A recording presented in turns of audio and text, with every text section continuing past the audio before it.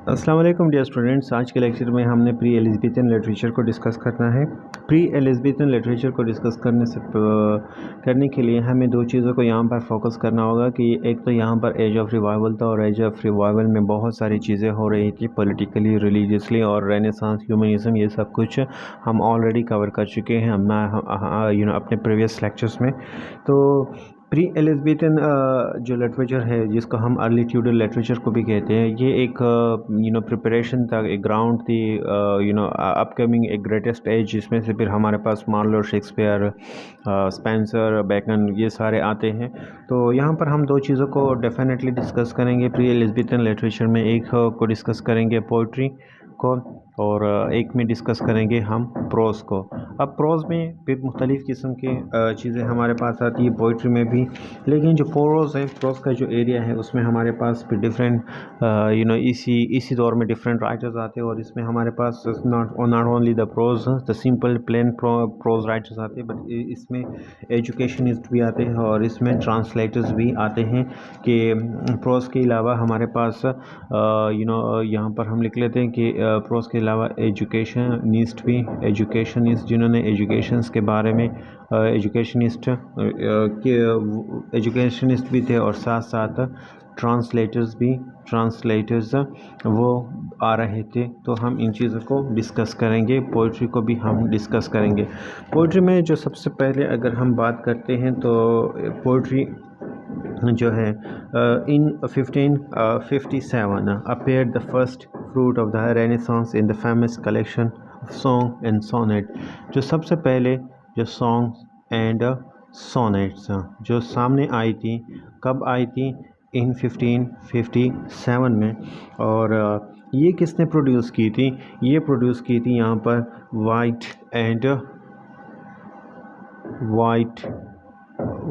And Surrey. These are the to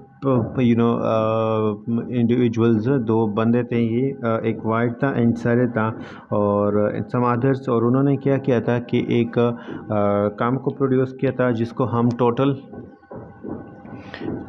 totals मिसिलिनी का कहते हैं, टोटल मिसिलिनी के नाम से जानते हैं। और सर थॉमस वाइट जो था, सर थॉमस वाइट, इसकी जो वो है 1503 से लेकर 42 तक है। ये सर थॉमस वाइट और एक जो था हेनरी हावर्ड अर्ल ऑफ सरे, और ये जो था 1517 से लेकर 47 तक था।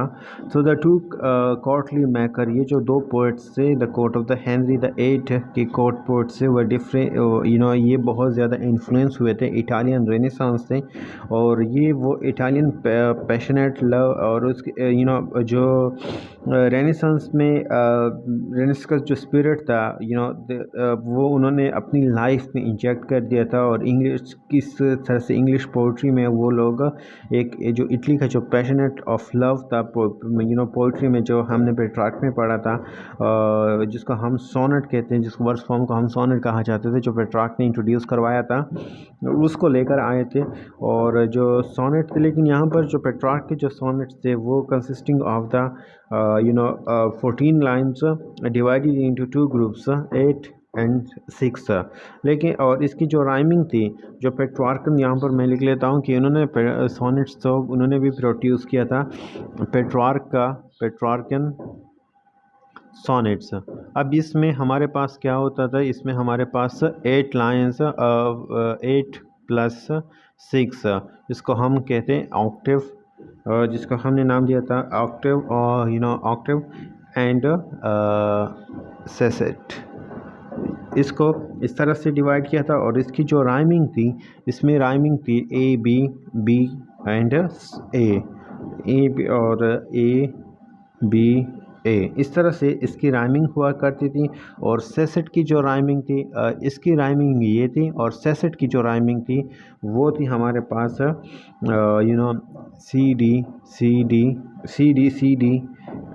एंड EF इस तरह से हमारे पास था। एंड द फाइनल कपलेट जो था मतलब, लेकिन अगर हम इसमें फिर उन्होंने क्या किया कि इसमें उन्होंने वेरिएशन लेकर आए।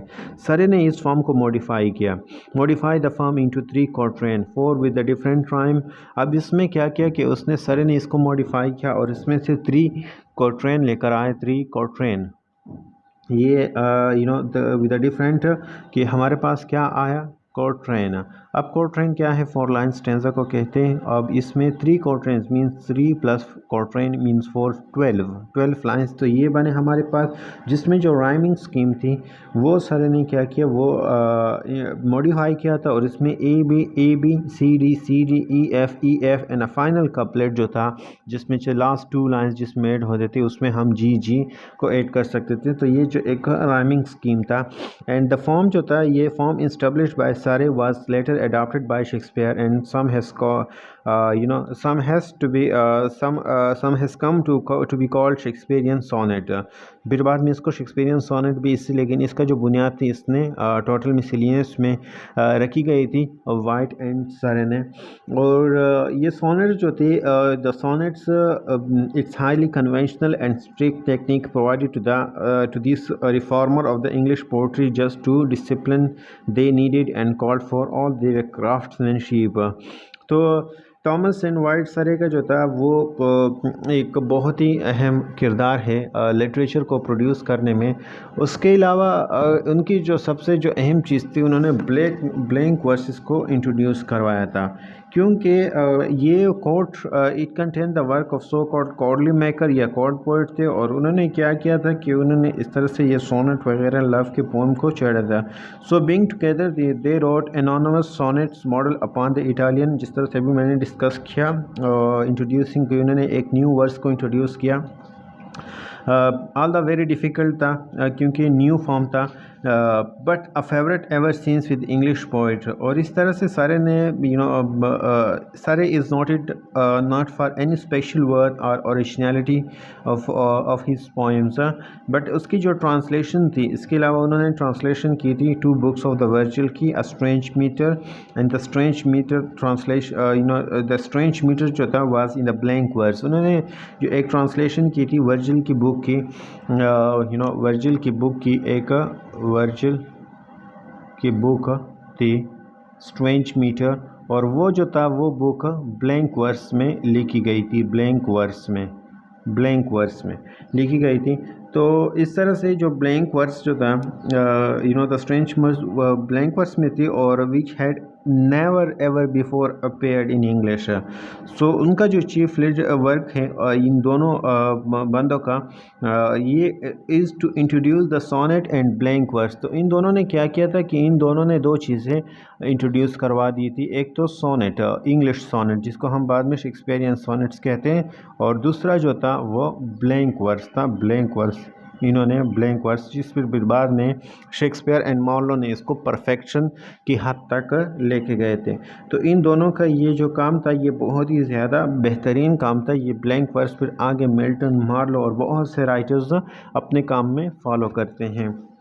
तो ये जो पोइट्री में इसकी जो ये डेवलपमेंट आई थी, ये बहुत ही ज़्यादा यूनिक किस्म की डेवलपमेंट थी उन दिनों में, और जो चौसर के दिनों में हमें यहाँ पर देखने को नहीं मिलती। तो बौद्ध जो था, दोनों जो थे, वाइट था या सरे था, वो नौजवानी के दिनों में ही मर गए थे। और सरे जो था वो तकरीबन 30 साल ऑलमोस्ट का था कि fell a victim to the terror of the last year of Henry the 8th ट्रेंस and was executed on a false charge of the treason. उसको एग्जीक्यूट किया गया था।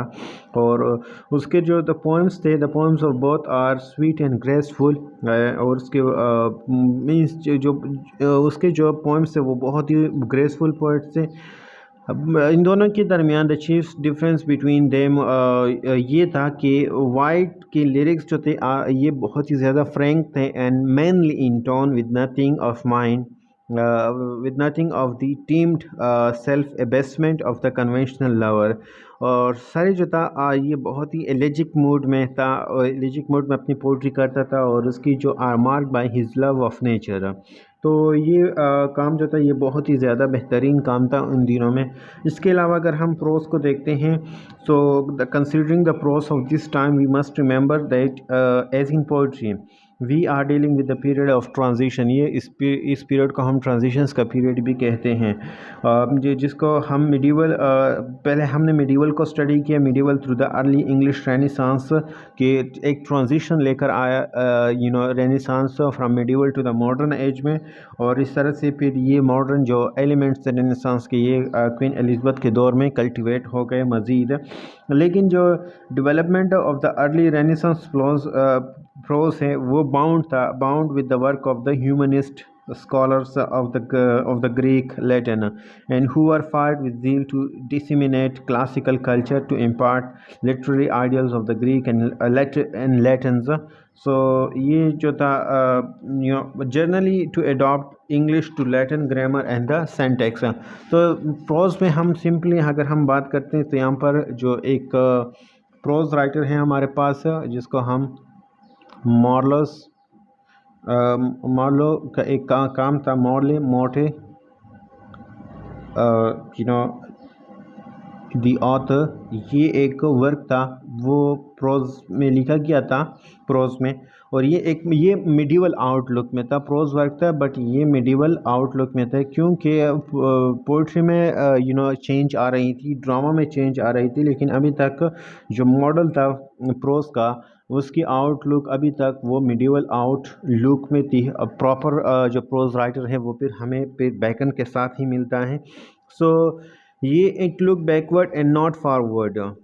सो यूनिक ये इस वजह से है कि इसकी जो काइंड है कुड नॉट बी फॉलोड। सो है इसका मॉडल भी कोई मॉडल नहीं है जिसको वो फॉलो कर सके, क्योंकि एवरी राइटर का हर एक अपना मॉडल होता था उन दिनों। सो ये जो रिज़ल्ट था ये प्रोज ये बिल्कुल ही आइडियोसेंट्रिक प्रोज था, not only in himself but the period जो था throughout the 16th and 17th century। So the century of the standard prose जो था 18th century, उसमें फिर हमारे पास अभी भी वो दौर अभी भी बहुत दूर है। जब हमारे पास बेकन आएगा या फिर पिलग्रिम प्रोग्रेस आएगा तो वो दौर अभी भी बहुत दूर है। लेकिन यहाँ पर जो एक जो चीज़ थी हमारे पास वो हुई थी कि उसने क्या किया था मिडीवल आउटलुक, और इसमें जो वो काम था किंग आर्थर की स्टोरीज थी इसको प्रोड्यूस किया गया था कि इस वजह से कि इस मिडीवल आउटलुक में जो नाइट की जो स्टोरीज थी, आर्थोरियन रोमांस था, इसको दोबारा से पोर्ट्रे किया गया था और इस वजह से इसको हम ग्रेटेस्ट वर्क कहते हैं। और आर्थर की जो कलेक्शन ऑफ रोमांस है ये बिल्कुल सिंपल और विविड प्रोज में, हालांकि इसमें ग्रामेटिकल इसमें सेंटेक्स स्ट्रक्चर जो था वो सही नहीं था, वो इतना वेल एडवांस नहीं था। सर थॉमस मॉरले जो था the other of the Caxton, the author जिसको कॉक्सटन ने उसकी इंट्रोडक्शन उसने लिखी थी कि कि ये जो मॉडल था वो एक नाइट था और completed his work in 1470, 15 year before Caxton printed. जब कॉक्सटन उसको प्रिंट कर रहा था उससे पहले उसने तकरीबन 15 साल पहले उसने अपने इस काम को लिखा था। So the record add that he was the servant of the Jesu both by day and night। और इस तरह से ये जो मॉर्ले ने एक ग्रुप ऑफ लेजेंड्स लिख दिया था जिसका सेंट्रल आइडिया था the search for the holy grail. ये ऑलरेडी हम Sir Gawain and the green knight उसमें हम पढ़ चुके हैं। जो लेमन ब्रेड्स का जो काम था उसमें हम इस चीज़ को हम ऑलरेडी हम डिस्कस कर चुके हैं, क्योंकि the subject matter of this book जो था belong to the medieval age and model himself with his desire to preserve the literary monument of the past belongs to the renaissance. और ये जो था इस लिहाज से हम इसको एक सही राइटर्स हम कह सकते हैं। दूसरा हमारे पास है थॉमस मोर। अब थॉमस मोर कौन सा था? थॉमस मोर इसकी 1478 इसको भी किंग हेनरी द एट ने मरवा दिया था, उसको एग्जीक्यूट करवा दिया था। क्योंकि ये एरास्मस का फ्रेंड था। एरास्मस को हम पिछले एक लेक्चर में हम डिस्कस कर चुके हैं कि एक डच स्कॉलर था जिसने प्रेज ऑफ फूली लिखी थी और जिसकी वजह से रिफॉर्मेशन पॉसिबल हुआ था। और ये ऑक्सफोर्ड ह्यूमनिस्ट का स्टूडेंट था। और इससे बढ़कर ये उन ग्रुप में से था जो वर्क ऑफ लिटरेचर को प्रोड्यूस कर रहे थे। और इसने एक काम लिखा था जिसको हम यूटोपिया, जिसको हम अ लैंड अ किंगडम, जिसको दूसरा नाम है kingdom of no kingdom of nowhere. यहाँ पर वो कहता है कि एक ऐसा किस्म का हमें एक ऐसी स्टेट चाहिए, ऐसी रिपब्लिक चाहिए जहाँ पर जस्टिस हो, जहाँ पर खुशी हो, जहाँ पर इक्वलिटी हो, फ्रिटर्निटी हो एंड लिबर्टी हो। यही आइडिया फिर फ्रेंच रेवोल्यूशंस का भी आया था। तो यहाँ पर थॉमस मोर को हम इस तरह से डिस्कस करते हैं कि अगर वो ही is longing for the utopian state, तो it's mean that because the main theme of the utopia वो जस्टिस था, इक्वलिटी थी, फिटर्निटी थी। लेकिन अगर वो अब ऑब्वियसली बात है, अगर कोई बंदा किसी चीज़ की ख्वाहिश करता है तो इसका यही मतलब निकलता है कि वो अभी फ़िलहाल उसके पास नहीं है। अगर वो जस्टिस की बात करता है कि एक ऐसी स्टेट की ज़रूरत है जहाँ पर जस्टिस हो, तो उसको लग रहा था कि अभी जिस दौर में हम रह रहे हैं उसमें जस्टिस नहीं है। अगर वो इक्वलिटी की बात करता है कि एक ऐसे किंगडम की हमें ज़रूरत हो जहाँ पर इक्वलिटी हो, फ्रेटर्निटी हो, लिबर्टी हो, तो उसको ये सारी चीज़ें यहाँ पर अभी अपने मौजूदा दौर में, जिस दौर में वो ये सब कुछ लिख रहा था, नज़र नहीं आ रही थी। तो हम यूटोपिया को as a kind of a criticism भी ले सकते हैं अपने एज पर। तो यूटोपिया जो था अ काइंड ऑफ अ सोशलिज्म था। और ये जो था ये बहुत सारी चीज़ों को रिप्रेजेंट करता है। और ये बहुत ही ज़्यादा सिग्निफिकेंट थिंग्स था for its secular character for every उसमें ये कहता है कि हर एक जो यूटोपियन है वो उसको फ्री होना होगा। यूटोपिया में हर एक बंदा लिबरेट होगा, आज़ाद होगा, वो अपने, ताकि वो प्रोफेस कर सके किसी भी रिलीजन को अपनी मर्ज़ी से, उसके मुताबिक, और जो जिस तरह से उसे पसंद हो। अपने वर्क में वो क्या कहते हैं, it is the work of a dreamer. मतलब यूटोपिया अब इस तरह से तो रियल में एग्जिस्ट नहीं करता। सो ऑब्वियसली बात है कि ये एक ड्रीमर वर्क है। और जो क्या करता है, एक आइडियल स्टेट को बिल्ड करने की कोशिश करता है ऑन द प्रैक्टिकल एप्लीकेशंस। सो ये वर्ड जो था ग्रीक, ये एक ग्रीक वर्ड था यूटोपिया, जिसका मतलब है नोवेयर। तो हम यूटोपियन की जो मीनिंग है इसका एक्चुअली ये फैंटास्टिक एंड इम्प्रैक्टिकल के मीनिंग्स में भी आता है। तो यूटोपिया का ये वर्क जो था, ये प्रोस के वर्क में हम इसको यू नो हम ले सकते हैं। इसके अलावा हम हमारे पास जो एजुकेशनिस्ट थे, एजुकेशनिस्ट ने बहुत ज़्यादा काम किया था ये early you know early Elizabethan literature में, जिसमें हमारे पास हम एक था चेक भी था, और विल्सन भी था, विल्सन भी था। और इसके अलावा एस्टम। और एस्टम वो इंसान था जो ट्यूटर था क्वीन एलिज़ाबेथ का। और एस्टम वो इंसान था जिसकी वजह से, ये थ्योरीज है, फैक्ट नहीं है, लेकिन एस्टम वो इंसान थे जिसने क्वीन एलिज़ाबेथ को समझाया था, कि क्वीन एलिज़ाबेथ को इन्फ्लुएंस किया था कि आपने शादी नहीं करनी, क्योंकि अगर आपने शादी करनी है so you can not be the absolute ruler. और आप इस तरह से फिर आपके हस्बैंड उसका पावर आप पर आ जाएगा। सो आप अपनी पॉलिसीज़ को सही से रन नहीं कर सकोगी।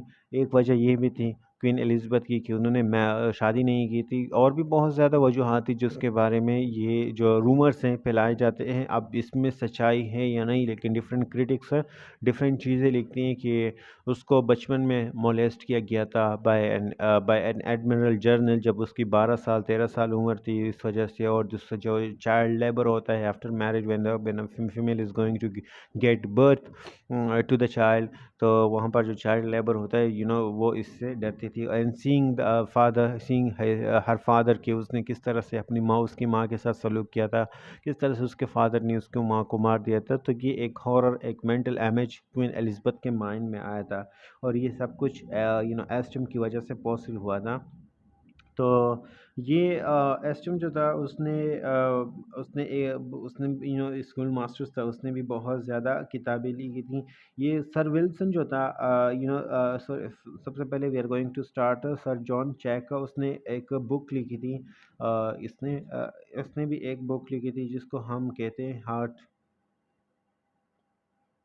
Heart of sedation heart of sedations heart of sedations इसने ये किताब लिखी थी। और ये हार्ट ऑफ डिसेशन जो था ये are just a competent prose था। सर थॉमस विल्सन जो था उसने भी एक किताब लिखी थी, और उस विल्सन की बुक का नाम था art of you know art of the rhetoric art of the rhetoric sorry art of the rhetoric. और एस्टम का जो वर्क था, एस्टम के वर्क को हम टेक्सोफाइल टेक्सोफाइल्स ये लिखा हुआ था टेक्सोफाइल्स। और ये एक अटेम्प्ट था कि वो रिवाइव कर सके जो old national sports of archery है for the physical training of the youth, उसको दोबारा से रिवाइव कर सके। उसने कंडेम किया था बुक वर्म्स को कि वो लोग जो सिर्फ किताबें पढ़ते हैं, और वो लोग कि who would not very there study, जो अपनी स्टडीज़ को में चेंज नहीं लाते विद द फिज़िकल रिक्रिएशन, उसको फिज़िकली मतलब जो फिज़िकल फिटनेस है उसको इम्पोर्टेंस नहीं देते।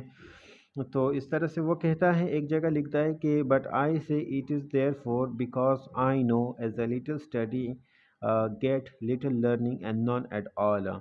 तो ये स्कूल मास्टर्स था in the most school masters था। और उसने क्या किया था कि उसने इसके अलावा उसने जो एजुकेशनल प्रॉब्लम्स थे उसको डिस्कस किया था, ख़ास करके the best method of the teaching Latin जो समझा जाता था उसको डिस्कस किया था उसने। ये जो मेथड था, द मेथड ही एडुकेट्स, वो मेथड वो तरीका जो वो एडुकेट करता था वो ये था कि जो ट्रांसलेशंस होती या रीट्रांसलेशंस, मतलब इज़ दैट उसने जो एडुकेट किया था वो ट्रांसलेशन और रीट्रांसलेशन का जो मेथड था उसको बेहतरीन करार दिया था। और ये वो मेथड था कि वो खुद फॉलो करता था। तो वो कहता था कि जो अगर हम किसी पीस को ट्रांसलेट करते हैं ऑफ द लैटिन को इनटू इंग्लिश में, सो फिर क्या होता है कि ये मेथड जो है ये सक्सेसफुली अडॉप्ट हो जाता है।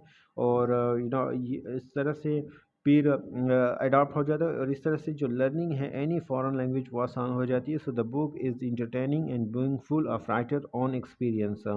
तो इस तरह से जो व्यूज़ थे एजुकेशनिस्ट के व्यूज़ थे यहाँ पर हमारे पास आते हैं। लास्ट में इसी लेक्चर में हमारे पास फिर इसी दौर में हमारे पास फिर कुछ ट्रांसलेटर्स भी आते हैं। Translators of the translators of the Bible translator of the Bible आते हैं। और ट्रांसलेटर ऑफ द बाइबल में टाइंडल भी है, टाइंडल्स टाइंडल भी है। इसके अलावा कवर कवरडेल है कवरडेल है। इसके अलावा क्रैनमर हैं क्रैनमर हैं। एंड फोर है हमारे पास लेटीमर लेटीमर। तो ये हमारे पास प्रोज राइज जो विलियम टाइंडल था, ये ट्रांसलेटर था of the scripture of the Wycliffe, और उसने इशू की थी अपनी translation of the new testament. इसने न्यू टेस्टामेंट इसको ट्रांस 1525 में, और from the Germany where he had taken a refuge from the persecution of Henry the eighth, who was at first time still a bigoted opponent of the Reformation। तो उसने क्या किया था कि वहाँ से तो गया था लेकिन एस्केप हम उसको नहीं कह सकते। He did not however escape the long arms of the kings and was put to death in the Holland, क्योंकि फिर उसी वजह अगेन टाइटल को भी मार दिया गया था हेनरी द एट ने। और जो ओल्ड टेस्टामेंट था इसका काम जो था ये हुआ था क्यों, because after the reformation had become a settled fact, titles translation together with the Coverdale's translation of the Old Testament appeared as the complete English Bible। और फिर इसके बाद कई ट्रांसलेशंस आए बाद में, जिसने एक बेस दिया द फेमस ऑथोराइज्ड वर्जन को, जो फिर किंग जेम्स बाइबल ने किंग जेम्स ने एक जो ऑथोराइज्ड वर्जन था उसको बनाया था। इस तरह से the book of the Cramer जो था ये भी एक प्रेयर बुक था, और ये प्रिपेयर किया था एडवर्ड द सिक्स के। Edward the six was the son of the Henry the eighth, और ये ट्रांसलेशन थी from the Latin prayer books से, was or इसका was in the main work of the Archbishop's Cramer and a solid contribution to the English prose। इस तरह से जो Latimer था, वो स्टाइलिस्ट तो नहीं था, बट उसको भी deserve a place beside the translators by virtue of his sermons, क्योंकि these are the vigorous attacks on the laziness of the protestant clergy. उसका जो काम था वो क्या था कि उसने जो प्रोटेस्टेंट क्लर्जी थे उस पर उसने उसकी लेजीनेस को उसने एड्रेस किया हुआ था, कि वो क्या बिल्कुल सिंपली है एंड होमली फ्रेज में है।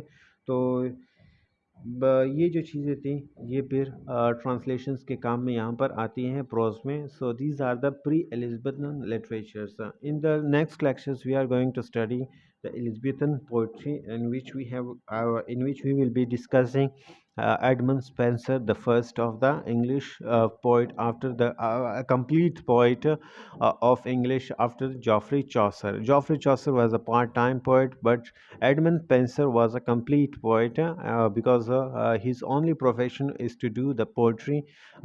Chaucer was attached in many other affairs, in many other business, with many other businesses too. So thank you so much for today's lectures.